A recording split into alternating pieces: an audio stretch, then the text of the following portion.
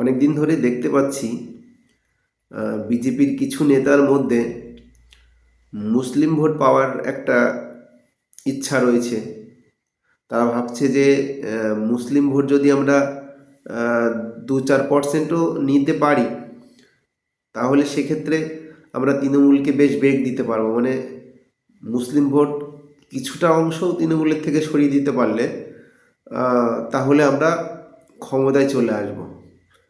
তো এই জিনিসটা বিশেষ করে শুভেন্দু অধিকারীর সভাতে দেখতে পাচ্ছি যে মুসলিম নেতাদের আনা হচ্ছে।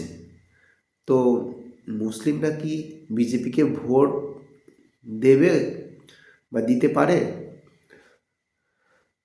যা দেখা গেছে সর্বভারতীয় ক্ষেত্রে আহ, অতীত অভিজ্ঞতার পরিপ্রেক্ষিতে বলছি যে অনেক শিক্ষিত মুসলিম আহ, অনেক শিক্ষিত মুসলিম ব্যক্তিত্ব তারা বিজেপিতে এসে ভোটে দাঁড়িয়েছে, কিন্তু তাদের সমাজের ভোট তারা নিতে পারে না।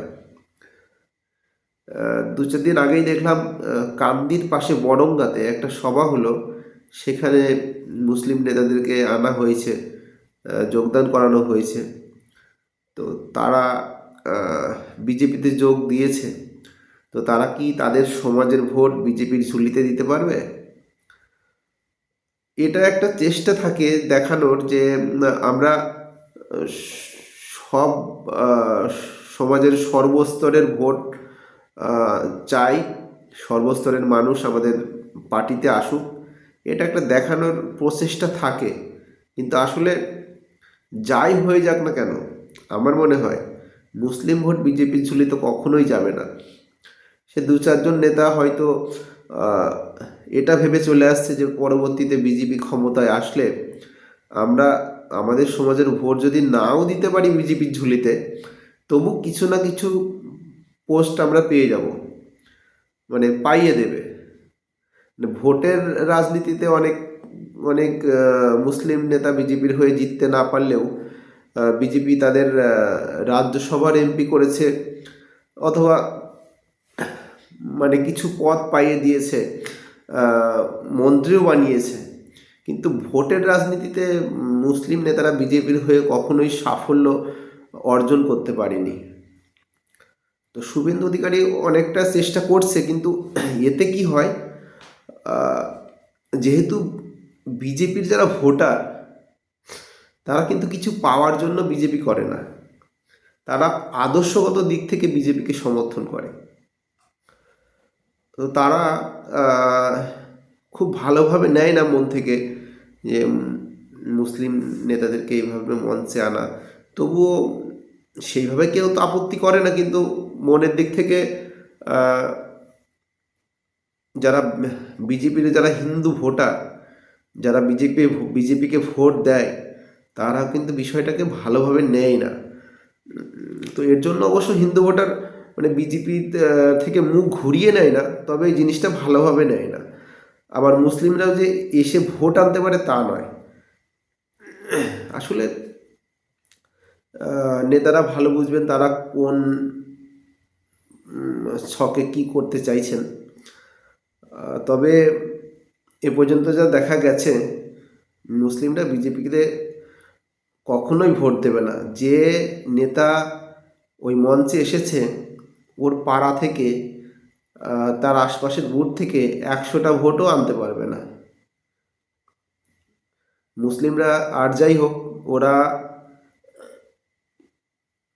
আপনি যাই দিয়ে দিন, ওদের যা সুবিধা দিন, সরকার এটা সে দিক সেটা দিক, মোদি সরকার যাই দিক, যত সুবিধাই দিক, ওরা ভোটের ব্যাপারে কখনোই বিজেপিকে ভোট দেবে না।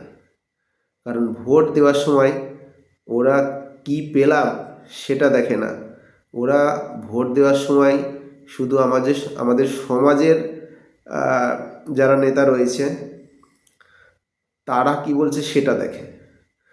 ভোট দেওয়ার সময় কখনোই ওরা নিজের পছন্দ মতো সিদ্ধান্ত নেয় না। ওরা অনেক সময় দেখবেন যে মমতা ব্যানার্জির বিরুদ্ধে কথা বলছে, তৃণমূলের বিরুদ্ধে কথা বলছে, কিন্তু কথা বিরুদ্ধে বললে কি হবে, ওরা ভোট দেওয়ার সময় তৃণমূলকেই দেবে। আর সমালোচনা করতে পারে, কিন্তু ওরা এই ব্যাপারটাতে ভীষণ ওরা আহ, মানে এই ব্যাপারটাতে ওরা সিদ্ধান্ত নিয়েই রেখেছে। শুধু সমালোচনা করার জন্য হয়তো তৃণমূলকে সমালোচনা করতে পারে। আবার এটা দেখতে পাই অনেক সময় যে কিছু কিছু মুসলিম ব্যক্তি সংবাদ মাধ্যমে বলে, না বিজেপি ভালো, বিজেপি আমাদের জন্য এটা করেছে সেটা করেছে। এটা বলে, শুধু বলার জন্য বলে, অনেকে ওই চালাকি করে বলে না, সেরকম মানে ওটা মুখে বলছে, কিন্তু কার্যক্ষেত্রে সে কখনোই বিজেপিকে ভোট দেয় না। এটা নতুন করে জানার কিছু নেই এটাতে।